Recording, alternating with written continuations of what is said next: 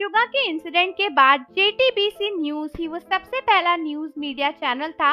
जिसने शुगा के इस इंसिडेंट की सीसीटीवी वीडियो हर जगह वायरल करी थी। उनका कहना था कि जो सीसीटीवी फुटेज वो दिखा रहे हैं उसमें दिखने वाला शख्स शुगा है और उसी की वजह से शुगा का केस काफी कॉम्प्लिकेटेड हो गया था, क्योंकि उस क्लिप में देखा गया था कि जो इंसान दिख रहा है वो मोटरसाइकिल चला रहा है और उसकी स्पीड काफी तेज है, जिसकी वजह से कई लोगों ने शुगा के ऊपर झूठे होने का इल्जाम लगाया और ये तक कहा था कि शुगा और बिगेट ने झूठ बोला उनकी व्हीकल को लेकर और इस बात को लेकर कि उन्होंने कितनी ज्यादा ड्रिंक करी हुई थी और इन सभी चीजों को लेकर। लेकिन अब पता चला है कि झूठे हमारे शुगा नहीं बल्कि ये JTBC न्यूज वाले थे और अब जब माफी मांगने की बारी आई तो ये इनोसेंट बन रहे हैं और रिसेंटली शुगा को लेकर काफी बातें भी चल रही हैं। आर्मीज का कहना है कि शुगा को JTBC न्यूज के ऊपर केस करना चाहिए और उनसे डैमेजेस लेने चाहिए। तो दोस्तों, रिसेंटली जब सभी को पता चला कि JTBC ने जो रियल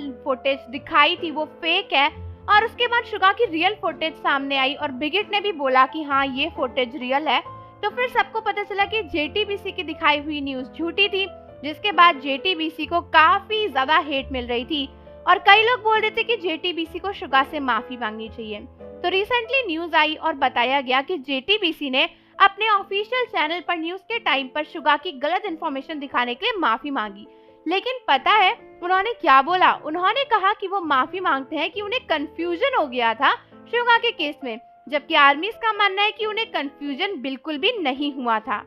आर्मीज का कहना है कि JTBC ने जानबूझकर एक झूठी न्यूज दिखाई थी ताकि उन्हें व्यूज मिल सके और शुगा के नाम पर उन्होंने काफी सारे बिल फाड़े ताकि उनको काफी एंगेजमेंट मिल सके और वो BTS को टारगेट कर रहे थे। ये क्लियरली समझ में आ रहा था क्योंकि उन्होंने एक के बाद एक शुगा के ऊपर झूठी न्यूज निकाली और सभी लोगों के बीच में ये रूमर्स फैलाई कि शुगा ने झूठ बोला है और अब वो कह रहे हैं कि उन्हें एक कंफ्यूजन हो गया है। तो कई सारे आर्मीज का कहना है कि शुगा को इनके ऊपर केस करना चाहिए, सिर्फ और सिर्फ इसलिए नहीं कि इन्होंने झूठी न्यूज फैलाई बल्कि इन्होंने सभी को शुगा के खिलाफ भड़काया और शुगा को झूठा बनाया, उनकी पब्लिक इमेज खराब करी। कई लोगों का कहना है कि जिस तरीके से जंगकुक और वी ने रिसेंटली एक यूट्यूबर पर केस किया है उसी तरीके से शुगा को भी करना चाहिए, क्योंकि JTBC न्यूज की वजह से शुगा की बहुत बदनामी हुई है और कहीं ना कहीं बिगेट और हाइप को भी बड़ा नुकसान झेलना पड़ा है।